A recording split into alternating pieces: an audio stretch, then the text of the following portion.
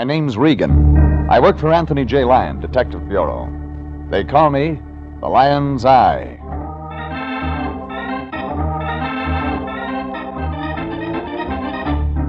Sunday at 8:30, and CBS brings you Jeff Regan, Investigator, starring Frank Graham as Regan, with Frank Nelson as Anthony J. Lyon. So stand by for mystery, suspense, and adventure in tonight's transcribed story titled, There's Nothing Like a Pork Chop When Supper Rolls Around.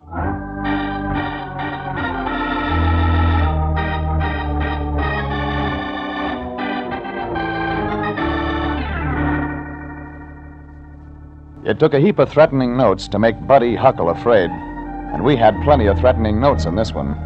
Individual words cut from poems and pasted on plain white paper to create a message of death. If you enjoy poetry, you hate Huckle, and everyone connected with this case enjoyed poetry. Maybe it has something to do with a dictaphone that wound up telling too much and a leggy blonde that told too little. It was 3 p.m. when I checked in with my boss, the Lion, at the Detective Bureau. Somehow he looked different. Jeffrey, my boy. Then I saw he was wearing a flowing black tie. Listen to this, Jeffrey. Where's your cape, Fatso? Listen. Listen to the exhortation of the dawn. Look to this day, for it is life, the very life of life. In its brief course lie all... Poetry? You, Lion? Well, just because you have no appreciation of the finer things in life, Jeffrey, doesn't mean that Whose poetry? Well, mine, of course. You, the head of a detective agency, writing poetry? A man who appreciates the beauty of the universe, the richness of living... What's in it for you? What do you mean by that snide remark? What do you get out of writing this poetry? I reap calm, peace, my boy. How much money? Now look here, Jeffrey. How much? $10,000 if I win. Win what? Well, our new client told me about the contest, my boy. There's a $10,000 prize for the poem, which, in the opinion of the judges... I thought. Okay, Lion, who's the new client? Buddy Huckle, the poet, America's Bard Laureate. What's Hucklebuck's trouble? No, Buddy Huckle. It seems someone is trying to intimidate him, keep him from creating more poetry. Where do I find this bard? At his office. Office? Well, he has to work someplace. Now, you get right down to this address and do what you can. Did he, pay you? There was a check for $200. Buddy Huckle is solvent. Well, for an artist, that's suspicious. Do a good job, my boy, and the Lion Detective Agency might turn up in his memoirs.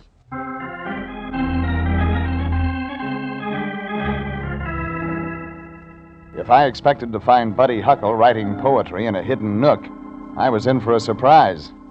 His office was on the Miracle Mile, brand new building, all glass and angles and curves. I checked the address the Lion had given me just to make sure. This was it. I squeezed into the Lucite elevator with salesmen, briefcases, secretaries, and a temperature of 110. Up in his office, there was a small desk and a little man behind it. Maybe 50, with a pink, seamless face and short white hair like popcorn glued to a billiard ball. May I help you, sir? You're Buddy Huckle? Just a moment while I staple these poems. My name's Regan. I'm from the Lion Detective Bureau. Oh, yes. Mr. Huckle told me you were coming. Won't you sit down? I purchased that chair from the estate of H.W. Longfellow. Where is Mr. Huckle? Just a moment while I... use the stapler. Yes. Yeah. Oh, that's Mr. Huckle now. Yes, sir, Mr. Huckle? Come in here, Laszlo. Yes, sir, Mr. Huckle. Running behind schedule today. Coming, Mr. Huckle.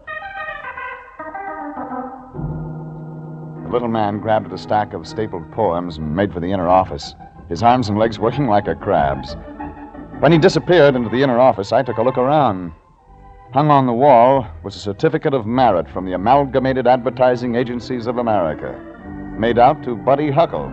It read, in gold leaf, "Your poems move merchandise." There was a stack of magazines on Laszlo's desk. I reached for one and was about to open it when Laszlo reappeared from the inner office. Dear. Such a busy day. When can I see the poet? Oh, soon. Oh, you've disturbed my stapler. I must have done that when I picked up this magazine. Yes, a wonderful magazine. Mr. Huckle contributes to it regularly. Uh-huh. Folk stuff. Yes. Mr. Huckle again. Yes, sir? Send Regan in, Laszlo. Yes, Mr. Huckle. I may go right in. Why, yes, but don't take too much of Mr. Huckle's time. He's a very busy man. I found Buddy Huckle seated behind a bluish cast aluminum desk. Very utilitarian. Utility, Mr. Regan. No frou-frou here. Buddy Huckle had been handsome, but now he was a gross 40. His overlarge face hung in little white puffs, damp-looking. Your time, Mr. Regan. You don't get work done sitting in the sun. Over Huckle's desk hung the motto, Drive. Regan, I can give you 3 minutes. You're paying for it. Hey, you're Regan, I like you. Thanks. You're utilitarian. No frou-frou. No... What's the matter, Huckle? Little white box on the desk. Huckle was dying. His lips gathered blue patches around the edges. His huge head rolled weakly. I opened his desk and found a small white box. Inside there were pills as big as bullets. I shot one into his gaping mouth and he swallowed. In moments, his body firmed and he seemed to have come out of it. Heart attack, Regan. Nothing. Have them all the time. Drive myself too hard, but that's all right. I've got money. Makes nice salad. You've given me a poem. You use a dictaphone? Of course. Did you think I wrote poetry with a quill pen and olive ink? Poem. Title. Money Ain't Salad. Money ain't salad, neighbor. Won't help you when you're down. There's nothing like a pork chop when supper rolls around. So spend your wealth, but not your health. Live wisely. Take a tip. For money sure ain't salad. It sure won't cure the grip. Signed, Buddy Huckle. America's Bard Laureate. Exactly. $100 a line. Who's giving you trouble, Huckle? Don't know. Take a look at these. Poison pen notes. Nasty business. Uh-huh. Paste-up letters. No one's handwriting appears, so you couldn't check a typewriter. Very smart. Yeah, all these words came from my published poem. Yeah, individual words cut out of the poems, then pasted on a plain piece of white paper so they form a message. Read that one. One more poem with a chuckle, and death will take you, Huckle. Oh, crude poetry. Rank imitation of my product. And someone's threatening your life. Trying to scare me into not competing in this year's Hotchkiss Award for time capsule poetry. Time capsule poetry? Yeah. The winning poem is placed in a time capsule and buried for posterity by Hotchkiss University. To win means nationwide publicity and, of course, a $10,000 prize. Yeah, the lion told me. You have any idea who might want to stop your... You're creating? No. That's why I'm paying your agency. Mm-hmm. Who publishes most of your stuff? I have a contract channeling my efforts into Folk Stuff magazine. Okay, Huckle. If you need me, call me at Folk Stuff magazine. Wait, Regan. Yeah? Regan,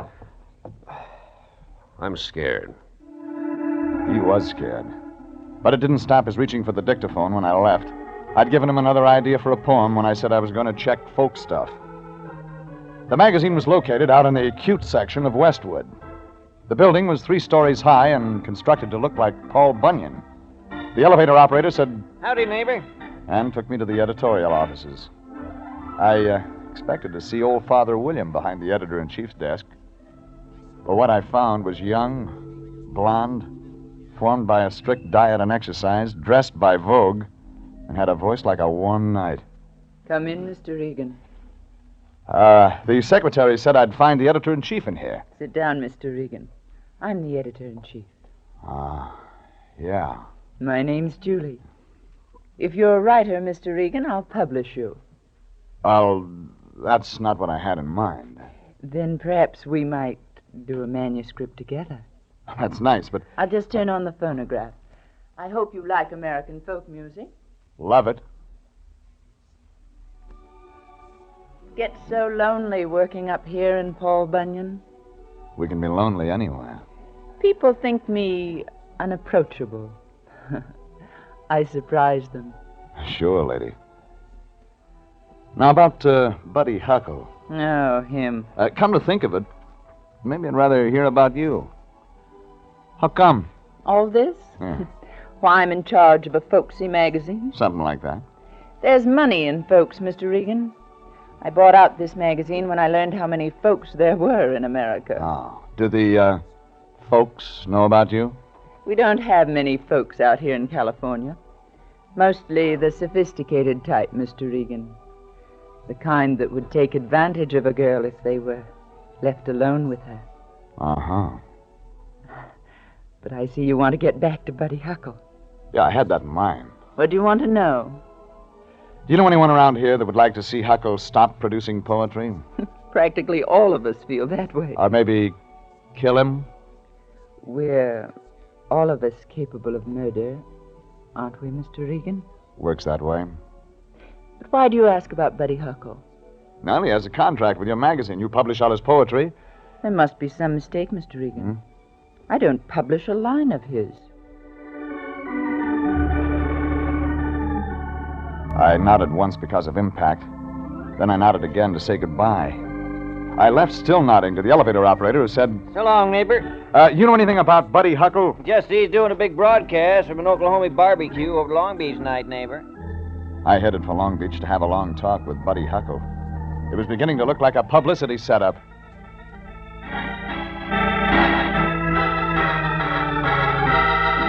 When I arrived, I found the broadcasting studio on the 5th floor of the Ocean Stone Hotel.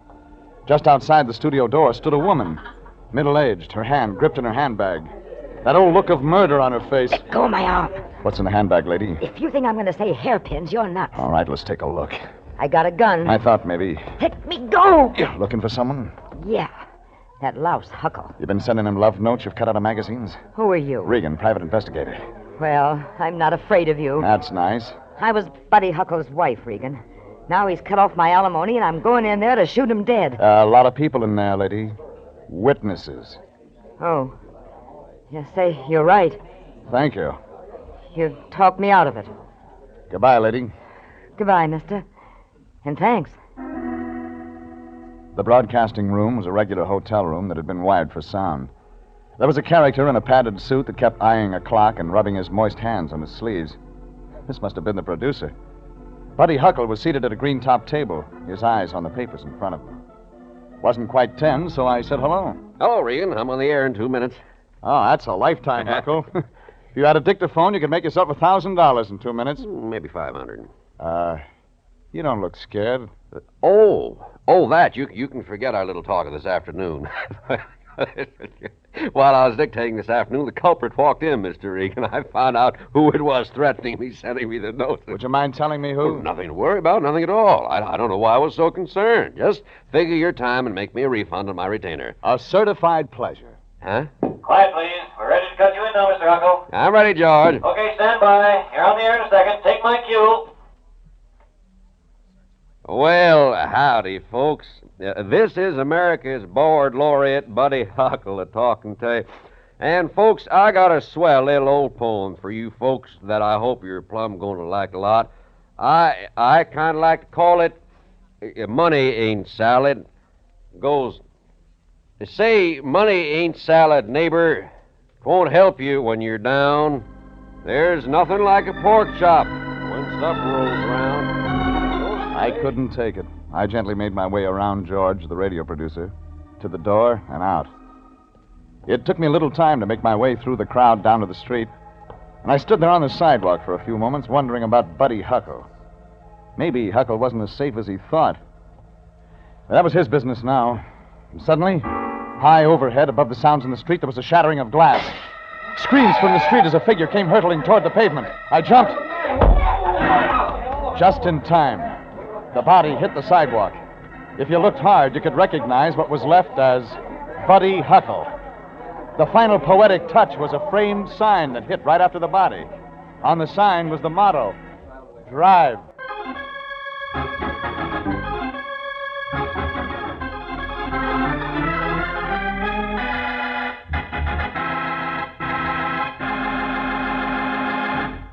This is CBS, and you are listening to tonight's adventure with Jeff Regan, Investigator, entitled There's Nothing Like a Pork Chop When Supper Rolls Around. A man's body was spread-eagled on a concrete sidewalk. He'd fallen, or been pushed, from the 5th floor of the Ocean Stone Hotel. The body had belonged to a poet named Buddy Huckle. Very popular guy. His discarded wife had been in the hotel gunning for him, and somebody had been sending Huckle notes threatening his life. Maybe his wife. Well, now he didn't have to worry about the race for popularity. He was dead. Since all concerned were L.A. people, Homicide finally put Sanducci on the case. When Sanducci finished in Long Beach, we drove back to L.A. in his squad car, the hearse following us. Facts, Regan. Look at the facts. Facts can lie, Sanducci. What's your theory? You can't convict on theory. Speed it up, Max. We'll never make L.A. Okay, what are your facts, Sanducci? Look, fact one. Let me try. Buddy Huckle is dead. Smart boy. Fact two, he fell to his death from 5 stories up. Right. His former wife was spotted at the scene of the crime. And she was gunning for her former husband, Buddy Huckle. You said so yourself, Regan. Oh. What about George, the radio producer? He was still in the studio. Didn't see anything. Step on it, Max. There were no witnesses. There were 3. They say they saw a woman running away from the scene of the crime. Oh, you know how witnesses become confused, Sanducci. They may all be wrong. Said woman became lost in the crowd during the confusion. Yeah, and you now have an all-points call-out on Buddy Huckle's former wife. The woman is dangerous, Regan. She's armed. Well, didn't the witnesses say they saw anything else? How much you want a witness to see, Regan? Be satisfied. You know the trouble with facts, Sanducci? You gotta stop when you've got all that'll fit. Where do you place that motto that came down on top of the body? Give it time. It'll fit. Yeah, well, it so happens it came from the wall of Buddy Huckle's office. Look, did you ever hear of planted clues, Regan? The dame is trying to outsmart us. She planted a sign, tried to throw us off. All right, have it your way, Sanducci. Hurry up, Max. We gotta get back to L.A. fast. Hey, why is he slowing down? Regulations. Max doesn't take orders from anybody but me. All right, step on it, Max.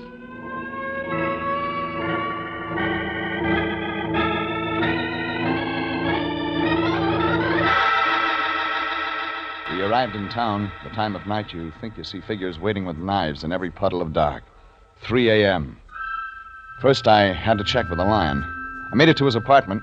There was a wafer of light coming from under his door. I walked in. The Lion was sound asleep on the couch. A pencil hanging from his mouth, sheets of scribbled paper on the floor. Come on, Lion, get off your... Hello, public library. Send me... Oh, it's you, Jeffrey. Expecting a love bandit? I must have forgotten to lock the door. One world and a lock on every door. Oh, as a matter of fact, I was working on my entry for the Hotchkiss Award for Time Bomb Poetry. Capsule. Oh, yes. I have another stanza, Jeffrey. Listen. The glory of action, the splendor... Lion, our client is dead. Dead? Oh, but that's horrible, my boy. When? No How? time for that. Look, I gotta have your help to find Buddy Huckle's former wife. Yeah, but I'd planned on spending the rest of the night working on my poem. Her first name is Mona. That's all we've got. You've got to find her while I check on a dictaphone and a blonde editor. Oh, a description, Jeffrey. About 5'10", medium build, brown hair. Last seen in Long Beach wearing a yellow cotton dress, no hat. You're racing the police on this one, Lion. And when you get her, hang on, but be careful. She's wanted for murder. For what I needed, there was only one place to go now. The inner office of the late Buddy Huckle.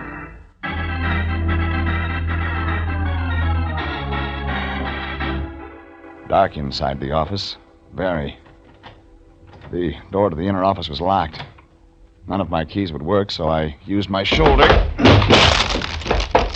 The door gave, and I was in the inner office. I snapped the lights on.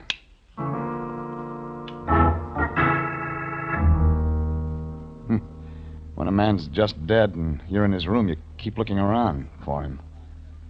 And I was alone, and I saw what I wanted, the dictaphone. I played the wax roll that was on the machine. Signed, the Bard Laureate, Buddy Huckle. I heard a lot of stuff. Poems, mostly, delivered in his rapid-fire manner. Then I heard myself.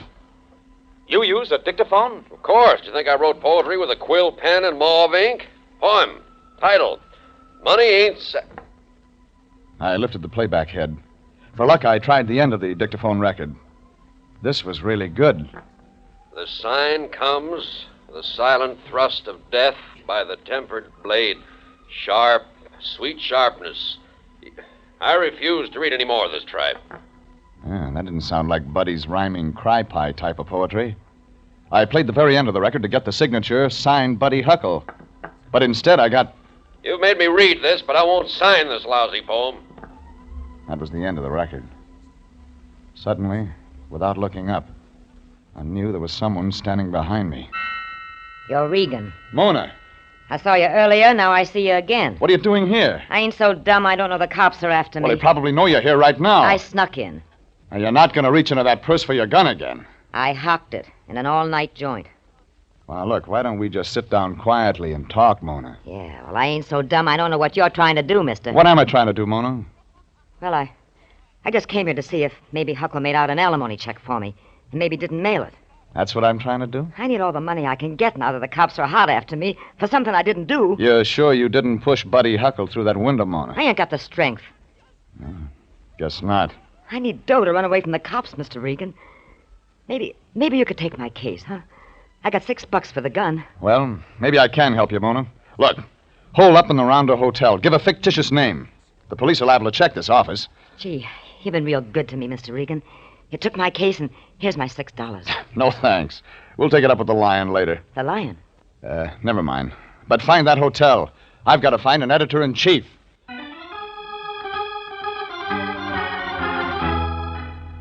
The phone book gave me Julie's home address.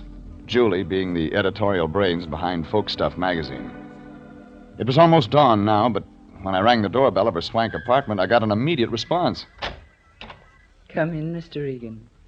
I went in.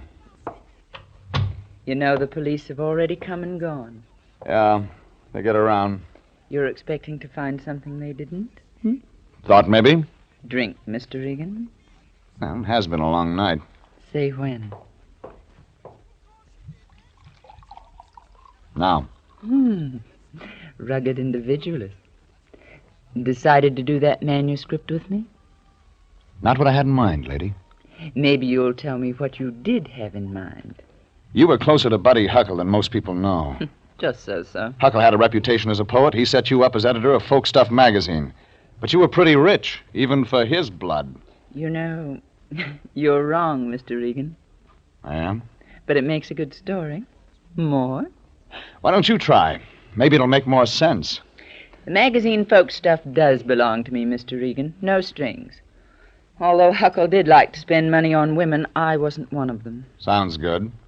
Go on. Buddy Huckle had a reputation that helped sell my magazine. There was only one thing. He couldn't write poetry. Oh. So when you told me that Huckle didn't write a line that went into Folk Stuff, you weren't lying. Huh? Even I couldn't stand his poetry. I made little changes here and there in every line. It gave me a sense of accomplishment. He didn't seem to mind. Well, lady, I guess that's all here. Oh, Mr. Regan. Lonely Julie grabbed my lapels, held me tight, and kissed me, but I managed to break away. After a while, I had to leave in the line of duty. And the man I had to see was the one that had last seen Buddy Huckle alive. George, the radio producer. I reached him at his home. Mr. Regan. You produced Buddy Huckle's broadcast at the Ocean Stone Hotel last night. Lousy show, no fire. Yeah, but you were the last man to see Buddy Huckle alive. No, there must have been somebody else. You followed Huckle out into the hallway after the... Lied to the police. You must have seen something. What? I stayed in the studio. Talk, George. Open up. Ow! I don't want to get mixed up in it. Talk. Let me alone. Now. All right. I got a police record back in Shy, Regan. You won't... No deals. But make it the truth. Okay. It was just I didn't want to get mixed up in no killing. What'd you see? I followed the star out of the studio like I always do to tell him it was a great show. Yeah? Only when I opened the door, I saw this little guy pop out of the crowd and plant his two hands against the star. Buddy Huckle? Yeah, and push him through the window. Thanks, George. That's all I need. I tried to step back before I saw it happen. I got a record, Regan. Sure. Try not to worry, George. Everything may turn out all right. The little man, George, had seen push Huckle out of the window, could be Laszlo, Huckle's secretary. I checked all morning trying to find Laszlo, but he'd disappeared from the face of the earth. Then I got to thinking what kind of a guy Laszlo appeared to be. A thinker. Now, where would a thinker type go to hide if he was afraid of something? Someplace familiar to give him a sense of security, yet off the beaten path. It hit me. Sure. The public library.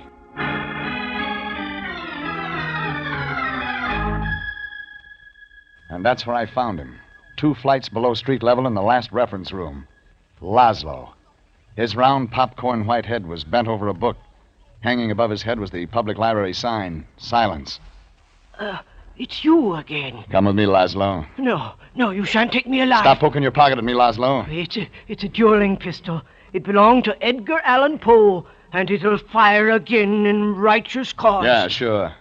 Now listen, Laszlo. I know you finally blew your top about Huckle's poetry.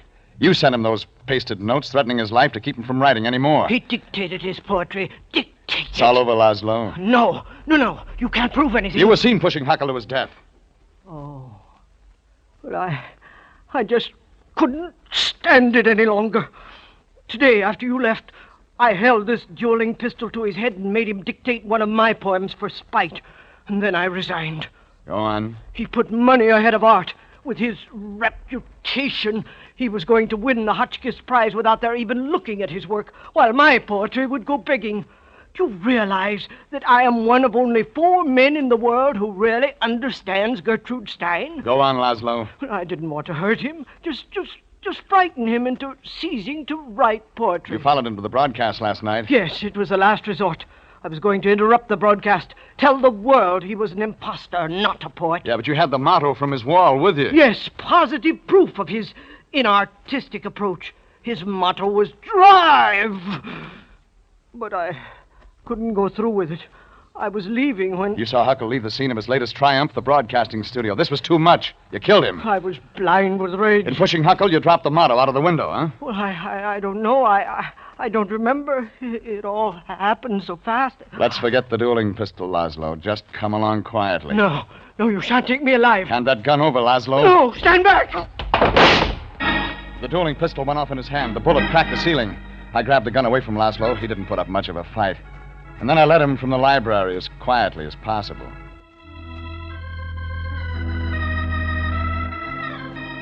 Sanducci, down at Homicide, felt as sorry for Laszlo as I did. But now Laszlo should have plenty of time to write poetry and not worry about selling it. State will take care of him.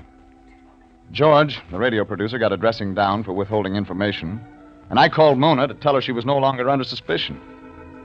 And that wrote the end. It was high noon when I checked in with my boss, the Lion, at the bureau. He was reciting. Oh, yesterday is but a dream, and tomorrow is only a vision. You still can enter the poetry contest, Fatso? Of course, my boy. The 10,000's as good as mine. I've just completed my work of art. Okay. How does it go? Oh, it's classic, Jeffrey. Reminiscent of ancient Sanskrit poetry. In translation, of course. Well, I've had a hard night, but I'd like to hear it. Well, you've heard most of it. I'll just give you the ending. Go on. And tomorrow is only a vision. But today, well lived, makes every yesterday a dream of happiness. Oh, that's real fine. Oh, yes. And every tomorrow a vision of hope. Why are you walking around? Oh, just looking, Lion. Now, you just sit still while I finish. Look well, therefore, to this day. Such is the salutation to the dawn. Aha! What's this in your wastebasket? Nothing, Jeffrey. A library book. Give me that. Oh, no. The cleaning woman must have dropped it there. What title of book?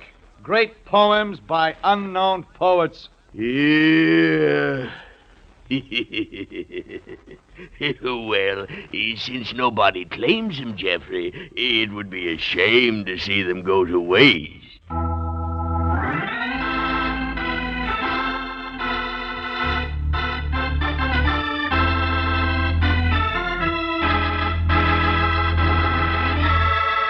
Jeff Regan, Investigator, is written by William Frug and Gilbert Thomas, produced and transcribed by Sterling Tracy, and stars Frank Graham as Regan with Frank Nelson as Anthony J. Lyon. Original music is by Dick Arant. This is CBS, the Columbia Broadcasting System.